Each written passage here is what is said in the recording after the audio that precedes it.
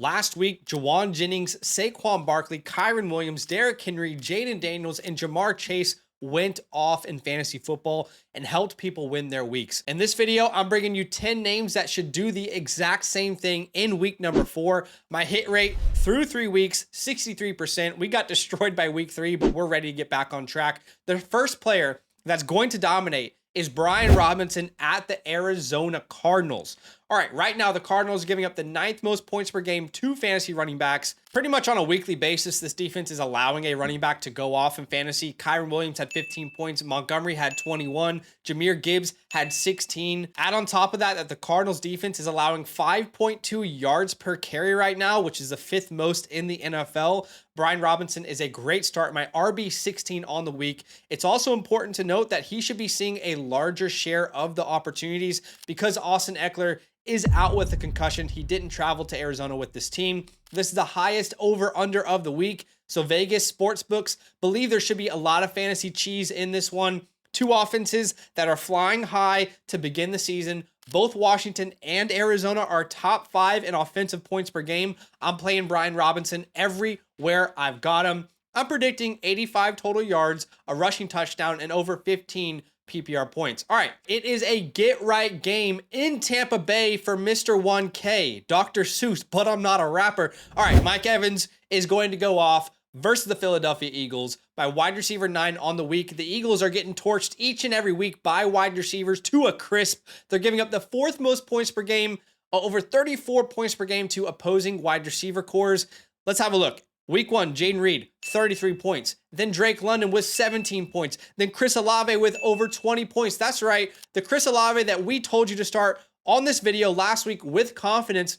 Nobody wanted to play Chris Olave because he had a terrible start to the year. What did he need? He just needed to play the Philadelphia Eagles to get back on track. That's the same with Mike Evans. And look, Bucs head coach Todd Bowles has already come out openly and talked this week about how they're aware they need to get Mike Evans more involved in the game plan. And in case anybody out there in your leagues is talking trash saying Mike Evans is washed, they're wrong. You can let them know that Mike Evans is still getting open on a consistent basis with some of the best in the league, according to fantasy points data. This is a game where both offenses should be able to score, competitive throughout. Mike Evans should get back on track. I'm predicting 5 catches, 70 yards. He gets back into the end zone, 18 PPR points. All right, this takes me to my spicy, hot, bold take of the week. Jackson Smith-Njigba finishes as a top 15 wide receiver in fantasy football and puts up over 17 PPR points in week number 4 at the Detroit Lions. Firstly, Detroit has been getting completely destroyed by wide receivers in fantasy football. They give up the 3rd most points to the wide receiver position. And a lot of people are going to be scared to start JSN after what happened in week 3. I'm here to give you the confidence to put him right back into your lineup. What was the issue with week 3?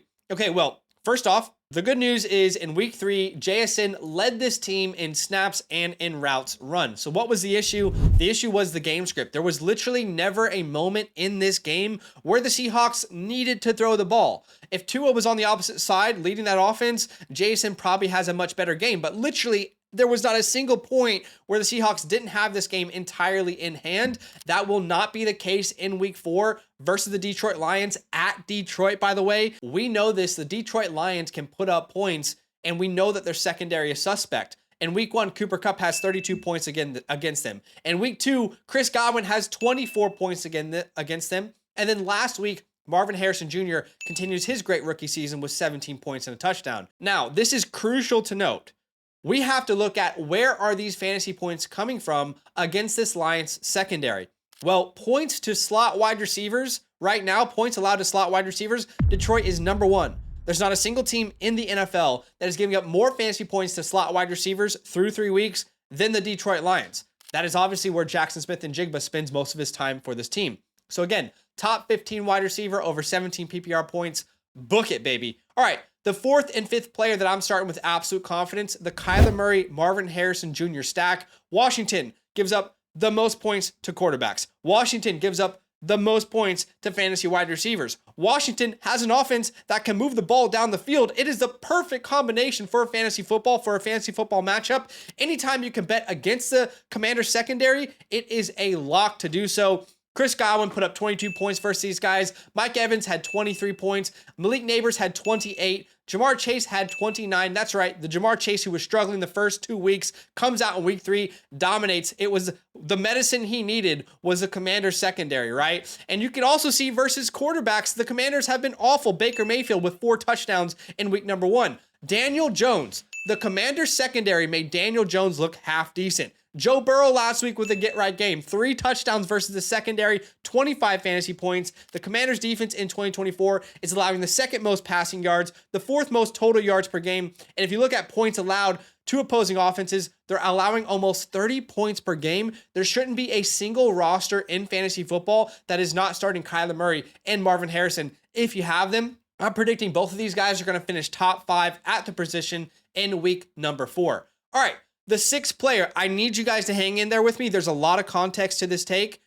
Joe Mixon versus the Jags. I don't know if he's going to play or not, okay? I'm aware.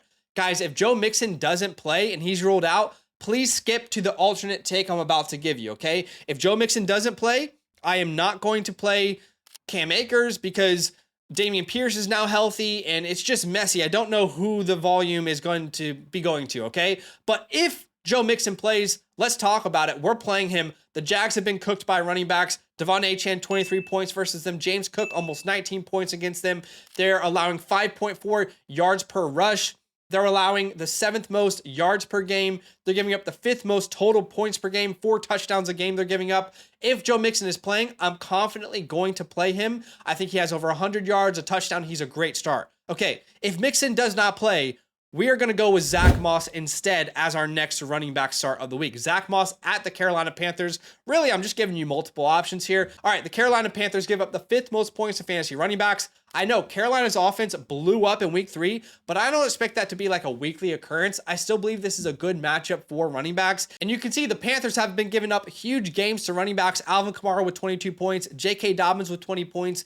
And the good news for Zach Moss is he's clearly the guy in Cincinnati. He's averaging just under 15 touches per game. He's coming off a great week versus Washington. So I definitely think he's an alternate in this video if Joe Mixon doesn't play. All right, the 7th name we'll talk about is Dalton Kincaid at the Baltimore Ravens. Okay, let's be honest. Who in the world can predict tight ends right now? It's literally impossible, but I do like Dalton Kincaid this week for multiple reasons. First reason is the Ravens have been beat by tight ends all year. Brock Bowers had his best career game, 18.8 fantasy points. Jake Ferguson coming off an injury last week, 15.5 fantasy points. And this team is allowing the most passing yards per game in the entire NFL. Secondly, this game should be super competitive.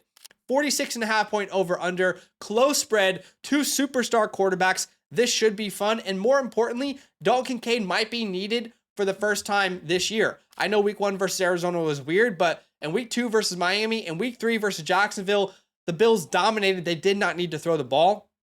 I believe we'll have Dalton Kincaid bounce back, continuing what he did last week. 5 catches, 80 yards, and 13 PPR points. Okay, the next player is a player who busted in week 3, but I think he's ready to redeem himself in week 4. Tony Pollard at the Miami Dolphins. Miami is giving up the 3rd most points to fantasy running backs. Last week, the Titans never had a chance to breathe. They never had a chance to establish the run. Throughout the entire game, they were down. They were coming back from behind, having to throw the ball. It was not a good situation, okay? That's probably not going to be the case versus a no Tua-led Miami Dolphins offense, right? So Miami's defense against running backs, they gave James Cook 28 points. They gave Zach Charbonnet 25 points. I think this is a great matchup for Tony Pollard. I'm predicting 70-plus total yards and 15 PPR points.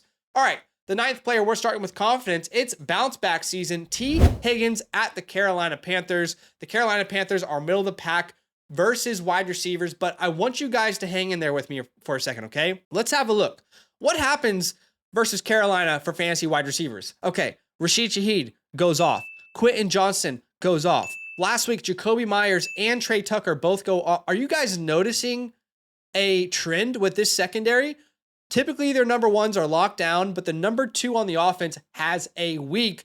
That's what we're trying to chase here with T. Higgins, the number 2 in this offense. So also have to keep in mind that the Panthers defense has allowed the most points per game in the NFL. And let's not forget that T. Higgins almost had a great week last week in fantasy football. He was wide open for a touchdown. Out of character, Joe Burrow overthrows him. Then he had another opportunity in a fade route. It just didn't connect. We know T. Higgins is going to bounce back. I'm projecting 6 catches, 80 yards, and a touchdown here versus Carolina. And the last player we'll talk about today is Najee Harris at the Indianapolis Colts. I know I've not been a fan of Najee, but I think this is a good play this week. Okay, first things first. Najee will play in week 4. A lot of people have been talking about this in the comment section. Well, he's hurt. He's not. He's going to be fine. He will play in week 4. Second thing is he's going to need to carry the load because Jaylen Warren, his backfield buddy, will not be healthy. And the good news is this is a spicy matchup. You can see Joe Mixon averaged over 5 yards per carry versus this team. And you can also see Josh Jacobs averaged over 4.5 yards per carry against this team as well. And this team is giving up the second most rushing yards per game. They're giving up the second most total yards per game. And they're allowing opposing running backs to average around 5.4 yards per attempt. That is absolutely crazy. So I believe Najee Harris, with less competition in the backfield, more targets through the air, I think he's a great start. 70 total yards, a rushing touchdown, 15 PPR points. I think he's a great play. I appreciate you guys for watching the video. Let me know what you guys think in the comments below. Last thing I'll say is in the pinned comment, you will find a link to our website. On that website, you can ask me any question you want. Start, sit, trade question, whatever your heart desires. It's a great place to get a hold of us if you have a question you really need answered. Outside of that, I appreciate you guys watching the video. Hit the like button, subscribe, and I'll see you in the next one. All love. Now that those idiots are done talking, who needs some rankings? Hell yeah, I need some rankings. Then use promo code LAND, L-A-N-D, for 30% off any membership at flockfantasy.com. Oh.